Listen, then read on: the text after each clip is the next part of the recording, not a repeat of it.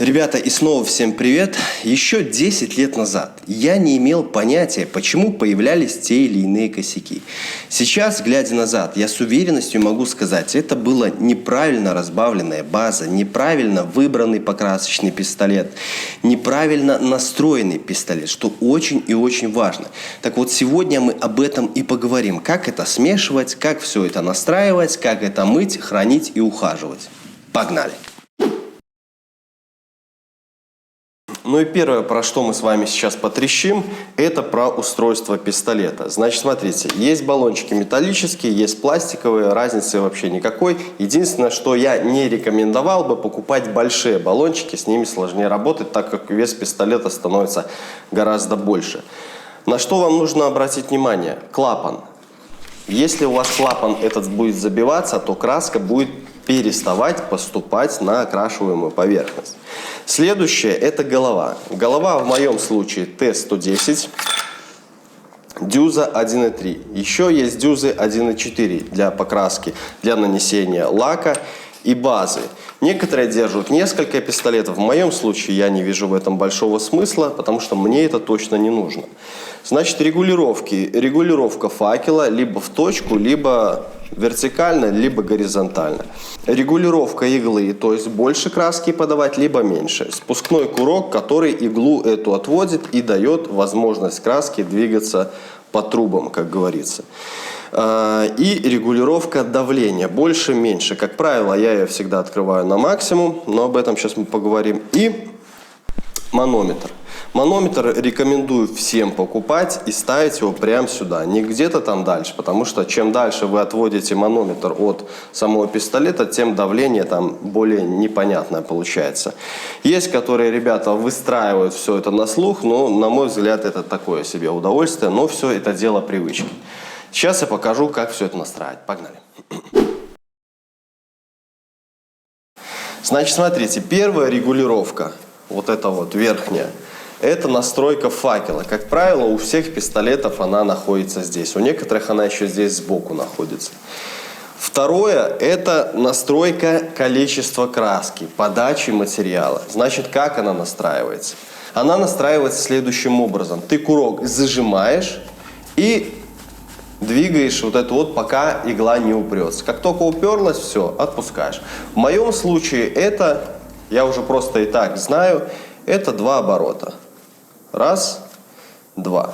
Так как я сейчас сюда уже залил, я не могу нажимать, потому что краска просто польется. Потом следующая настройка. Это настройка воздуха. Воздух я, как правило, открываю на максимум и регулирую уже давление на манометре. На манометре регулируется следующим образом. Ты спускаешь курок и смотришь, и выставляешь.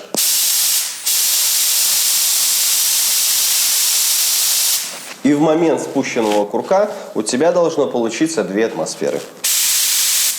Все. И проверяем, что у нас получилось. Но я, как правило, еще факел чуть-чуть делаю оборот на зажатие, потому что, чтобы мой факел был более плотный.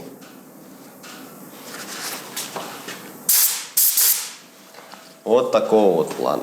Еще можно голову вот эту вот повернуть таким образом. К примеру, если вы, допустим, красите какую-то трубу, и вам удобней сделать вот такое вот движение. В принципе, это и все, что нужно знать о настройке покрасочного пистолета. Но еще бывают такие моменты, когда вам нужно что-то покрасить максимально локально, даже прям точечно. Для этого я делаю следующим образом. Факел зажимаю. Ну, это, грубо говоря, как будто там какие-то локальные жучки. Ты, к примеру, хочешь как будто аэрографом работать. Зажимаю кислород. Полностью все закрываю. И зажимаю краску. И потиху начинаю открывать. Приоткрыл чуть-чуть факел. Приоткрыл чуть-чуть, ну там полоборота краску. И сделал давление где-то там 0,5. И пошел. Ух, ебать, много. Очень много. Видите, как потекло?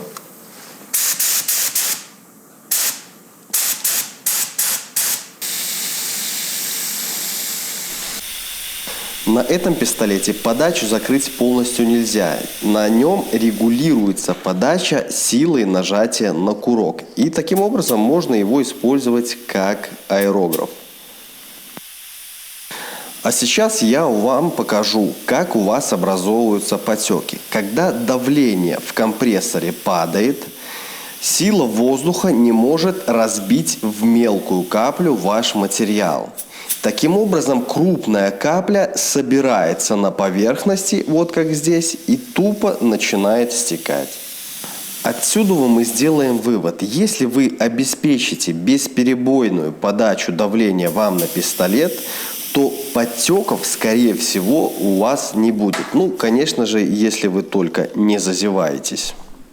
То есть, другими словами, давление делаешь меньше, следовательно, краска летит, не разлетаясь, не разбиваясь. И рано или поздно она будет просто лететь большими каплями. Делаешь больше давления, то она разбрызгивается так, как тебе нужно. Давление, которое должно быть всегда стабильным, 2 атмосферы. Если давление будет падать, то, следовательно, меняться твоя шагрень, будь то там на лаке, будь то там на базе, неважно, то уже покраска будет немножко страдать. Тебе нужно добиться того, чтобы твой компрессор обеспечивал давление постоянное, стабильное, 2. Следующее, о чем бы я хотел бы поговорить, это про разбавление материалов. С разбавлением материалов еще все проще. Берешь любую банку, к примеру, краска Вика, 1 компонент, автоэмаль, акрил. Забиваешь в интернете это название, пишешь ТДС-ка, и тебе выдается инструкция, как правильно это разбавлять. Каким разбавителем, при какой температуре, какая там вязкость и так далее и тому подобное.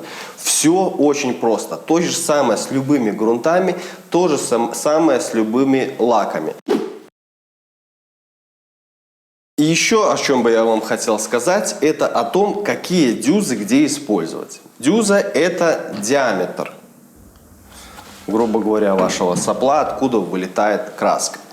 Значит, смотрите, 1.3, 1.4 – это нанесение базы и лака. Какой выбрать 1.3, 1.4, там нет какой-то существенной разницы. 1.7, 1.8 – это грунт. 2,5, как правило, используют под жидкую шпатлевку. У меня еще есть вот такой вот маленький, смотрите, в сравнении с моим большим. Здесь 0,8 единица. Как правило, я его использую где-то подкрасить что-то мелкое такое, локально. Специалисты их не используют, потому что локально подкрашивает кто-то редко. В основном все красят целиком деталь. А сейчас я вам продемонстрирую, как я отмываю свой покрасочный пистолет. В бутылке пластиковой находится 646 растворитель. Я его туда заливаю, все это хорошенечко сбалтываю и сливаю в канистры. В канистрах я потом этот растворитель также использую.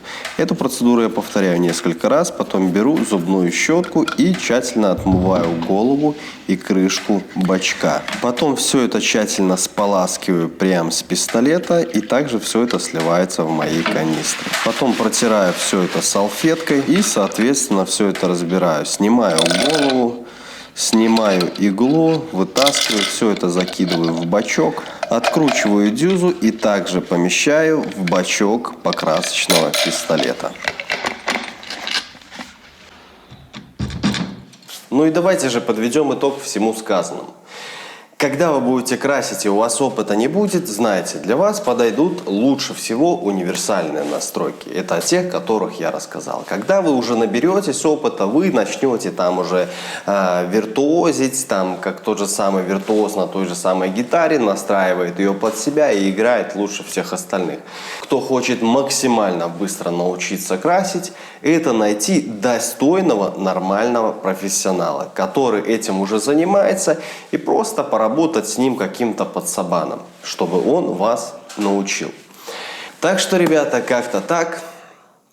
Всем здоровья, красить без подтеков и удачи. Всем пока.